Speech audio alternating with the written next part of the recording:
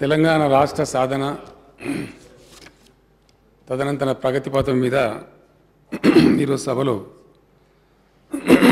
గౌరవనీయులు శ్రీ బట్టి విక్రమార్క గారు పాల్గొన్నారు.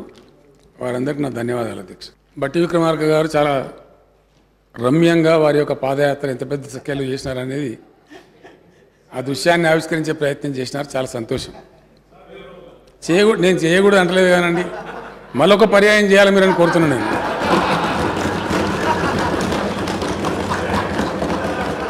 పోతా ఉన్న కొద్దిగా వార్తలు వస్తాయి అధ్యక్ష. పాదయాత్రని ఒక నాయకుడు బయలుదేరితే డెఫినెట్గా ఎందరో కొందరు వచ్చి కొన్ని సమస్యలు చెప్తారు అధ్యక్ష. అది సహజమైన పరిణామం. వారి దృష్టి కూడా వచ్చినాయి కాబట్టి మొత్తం మీద సెల్ఫ్ సర్టిఫికేషన్ బాగా ఇచ్చుకున్నారు వారు. అద్భుతమైన పాదయాత్ర, ఎన్ని కారణాలు తిరిగిన ఉత్తర తెలంగాణ, దక్షిణ తెలంగాణ, అదంతా వారు చెప్పుకున్నారు. చాలా సంతోషం. వారు చెప్పింది కూడా మంచిగా ఒక స్వామీజీ ప్రవచనంలాగా చెప్పినారు. వినడానికి కూడా చాలా బాగా. ఎవరు వద్దంటారు అధ్యక్ష? మొత్తం దళిత బంధు అందరూ రేపు తెల్లారి రేపు సాయంత్రం వరకు ఇచ్చేస్తే అందరూ సంతోషమే కదా. ఎవరు కూడా వద్దన్నారు దాన్ని. అధ్యక్ష, ఇక్కడ ఒక విషయం తప్పకుండా స్ఫురణకు తెచ్చుకోవాల్సిన అవసరం ఉంటుంది. తప్పకుండా కాంగ్రెస్ మిత్రులు బట్టి విక్రమార్క గారు కూడా నాతో ఏకీభవిస్తారని చెప్పి నేను అనుకుంటా ఉన్నా. తెలంగాణ రాష్ట్రం సాధన అనే విషయం అధ్యక్ష 58 సంవత్సరాల సుదీర్ఘ పోరాటం. ఒక రోజుతో వచ్చింది కాదు, ఒక నాయకుడితో వచ్చింది కాదు. 58 సంవత్సరాల ఈ సుదీర్ఘ పోరాటానికి అసలు ఆద్యులు ఎవరు అధ్యక్ష? ఉన్న తెలంగాణను ఊడగొట్టిన లెవెలు ఇదే కాంగ్రెస్ పార్టీ, జవహర్లాల్ నెహ్రూ గారు. డెఫినెట్గా అది హిస్టరీ కాదు అధ్యక్ష, అని ఎవరు కూడా కాదనలేరు. ఉన్నటువంటి తెలంగాణ ఉన్నట్టే ఉంటే అసలు ఎక్కడుందు, ఏ దిశలో ఉందు? 9 ఏళ్లలోనే ఇంత హైట్కి పోయినామే. ఎందుకంటే ఎవరు ఏం మాట్లాడినా, ఏ రకమైన వ్యాఖ్యలు చేసినా, టీకా టిప్పణి చేసినా కూడా ప్రపంచవ్యాప్తంగా ఒక రాష్ట్రం కానీ, ఒక అడ్మినిస్ట్రేటివ్ యూనిట్ కానీ, ఒక దేశం కానీ పెరుగుదల ఉందా, తరుగుదల ఉందా అనే పర్ఫార్మెన్స్ కొన్ని గీటురాలు ఉంటాయి అధ్యక్ష. ఆ గీటురాలలో ప్రధానంగా చూసేది తలసరి ఆదాయం అధ్యక్ష. పర్ క్యాపిటల్ ఇన్కమ్ ఎంత పెరిగింది, ఎంత పెరిగితే అంత రాష్ట్రం అభివృద్ధి దిశలో పోతున్నట్టు పరిగణిస్తారు. పర్ క్యాపిటల్ పవర్ కావచ్చు, పర్ క్యాపిటల్ మన డాక్టర్స్ కావచ్చు, హెల్త్ విషయంలో, ఎడ్యుకేషన్ విషయంలో, సేఫ్ డ్రింకింగ్ వాటర్ కావచ్చు, వీటన్నిటిని కూడా ఒక పరిగణలోకి తీసుకుంటారు అధ్యక్ష. మదర్ మార్టాలిటీ రేట్ కావచ్చు, ఇన్ఫాంట్ మార్టాలిటీ రేట్స్ కావచ్చు, కొన్ని ఇండెక్సెస్ ఉన్నాయి అధ్యక్ష. అవి ఇంటర్నేషనల్లీ ఫాలోడ్ ఇండెక్సెస్. తెలంగాణ ఏర్పడే రోజు మన స్థానం ఎక్కడో ఉన్నది అధ్యక్ష.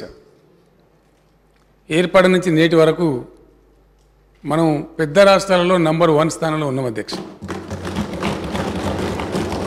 మన పర్ క్యాపిటల్ ఈరోజు 3,12,000 రూపాయలు ఉంటే, ఏ రాష్ట్రం నుంచి అయితే మనం విడిపోయినామో, ఎవరైతే మనం ఎకసక్కాలు బలికినరో, మీకు పరిపాలన రాదు, మీకు ఇది చేత కాదు, అది చేత కాదు అన్నారో, వాళ్ళ పర్ క్యాపిటల్ 2,19,000 అధ్యక్ష. మన పర్ క్యాపిటల్ 3,12,000. ఆల్మోస్ట్ ఒక 1 lakh రూపీస్ డిఫరెన్స్. దాన్ని మించి అధ్యక్ష ఇప్పుడున్న ఏపీ అయినా తెలంగాణ అయినా మన 10 ఏళ్ల క్రితం వచ్చిన రాష్ట్రం. దాన్ని మించి చాలా స్థిరపడి, చాలా బలంగా ఉండి, ఫైనాన్షియల్ క్యాపిటల్ ఆఫ్ ఇండియా తనతో కలిగినటువంటి మహారాష్ట్ర కావచ్చు, గుజరాత్ మోడల్ అని దేశాన్ని అంతా గోల్మాల్ చేసి ప్రధానమంత్రి సంపాదించినటువంటి గుజరాత్ రాష్ట్రం కావచ్చు, ఇప్పటి నుంచో స్థిరపడి 70 ఏళ్ళుగా ఉన్నటువంటి తమిళనాడు రాష్ట్రం కావచ్చు, కర్ణాటక రాష్ట్రం కావచ్చు, ఇవన్నీ మనకన్నా సైజులో కూడా చాలా పెద్ద అధ్యక్ష. వాళ్ళ కోస్టల్ సిటీస్ ఉన్నాయి, కోస్టల్ అవన్నీ కూడా ఉన్నాయి. ఇవి కావచ్చు, లేదా ఢిల్లీ సంఖలో ఉండేటువంటి హర్యానా రాష్ట్రం కావచ్చు. వీళ్ళందరినీ అధిగమించి, వీళ్ళందరినీ తలదన్ని, వీళ్ళకన్నా ఎక్కువ మొత్తంలో పర్ క్యాపిటల్ ఉన్నది ఒక తెలంగాణ రాష్ట్రమే అధ్యక్ష. ఇది అన్నిటికీ ఇండికేటర్ అధ్యక్ష. ఇది అన్ని రకాల ఒక సమ్మిళితమైనటువంటి అభివృద్ధి జరిగితే తప్ప ఇది సాధ్యం కాదు. ఏ ఒక్క రంగానికో, ఏ ఒక్క వర్గానికో పనులు జరిగినట్టు కాదు అధ్యక్ష. రాష్ట్రంలో అన్ని రంగాలు సామూహికంగా, సమ్మిళితంగా అభివృద్ధి జరిగినప్పుడే ఇది సాధ్యమవుతుంది. అది జరిగింది ఇక్కడ చాలా విజయవంతంగానే. దానికి సూచికనే మన పర్ క్యాపిటల్ ఇన్కమ్ కానీ, మనకు పర్ క్యాపిటల్ పవర్ యూటిలైజేషన్ అధ్యక్ష నేను ముందు వివరిస్తాను. అవి జరిగినాయి. కానీ ఇక్కడ ప్రధానంగా గమనించాల్సిన అంశం ఏంటంటే ఉన్న తెలంగాణను ఊడగొట్టింది ఎవరు బాధ్యులు అధ్యక్ష? దానికి జవహర్లాల్ నెహ్రూ గారి ఆధ్వర్యంలో నానా రకాల ఆ రోజు కూడా విద్యార్థులు, తెలంగాణ మేధావులు, తెలంగాణ ప్రజలు తీవ్రంగా వ్యతిరేకిస్తూ ఉంటారు. ఆనాడున్నటువంటి కొండా వెంకటరంగారెడ్డి గారు, బూరుగుల రామచంద్రరావు గారు వాళ్ళంతా కూడా వ్యతిరేకిస్తూ ఉంటే ఊడగొట్టిందే కాంగ్రెస్ పార్టీ. మాట్లాడితే బట్టి విక్రమార్క గారు ఇండియన్ నేషనల్ కాంగ్రెస్ పార్టీ మనం కొంప ఉంచుకుంది అధ్యక్ష. తెలంగాణను ముంచిందే కాంగ్రెస్. చెప్తాం కదండి, ఎందుకు చెప్పాం? అది కూడా ఎట్లా ఇచ్చినా అది కూడా చెప్తాను నేను. ఊడగొట్టిందే కాంగ్రెస్ అధ్యక్ష, దాంట్లో డౌటే లేదు. అది హిస్టరీలో రికార్డ్ అయి ఉంది. అది ఇక్కడ నుంచి ఫ్లైట్ మీద పోయేటప్పుడేమో రామచంద్రరావు గారు ఎయిర్పోర్ట్లో చెప్పినారు, ఒప్పుకునేది లేదు, సచ్చినా సరే తెలంగాణ తప్ప మేము వేరే మాటలేదని చెప్పారు. తిరిగి వచ్చిన తర్వాత ఢిల్లీలో బలవంతంగా ఒప్పించి పంపిస్తే ఇక్కడికి వచ్చిన తర్వాత ఎయిర్పోర్ట్లో విలేకరులు కానీ చెప్పిన మాట నిజంగానే అడిగి పోతే నెహ్రూ సాబ్ చెప్పిండా అని చెప్పినాక పెద్ద మనిషి ఏం మాట్లాడతాం, మజ్బూర్లో నేను ఒప్పుకొని వచ్చినా అని చెప్పిండు అధ్యక్ష. అది కూడా హిస్టరీలో ఉంది. ఇప్పుడు నేను చెప్పేది కల్పిత కథ కాదు. ఆ విధంగా ఉన్న తెలంగాణను ఊడగొట్టింది కాంగ్రెస్. ఆ తదనంతరం అనేక అగ్రిమెంట్లు, అది జెంటిల్మెన్ అగ్రిమెంట్ కావచ్చు, మరొకటి కావచ్చు, ఆ విడగొట్టిన సందర్భంలో ఇచ్చినటువంటి హామీలు ఒక్కొక్కటి కాల రాస్తే ప్రేక్షక పాత్ర వహించిందే కాంగ్రెస్ పార్టీ.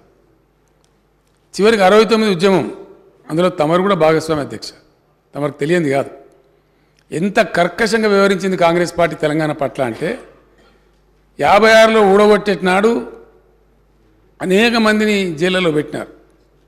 సిటీ కాలేజ్ దగ్గర ఫైరింగ్ జరిగితే 7 విద్యార్థులు పట్టపగలు చచ్చిపోయినారు అధ్యక్ష.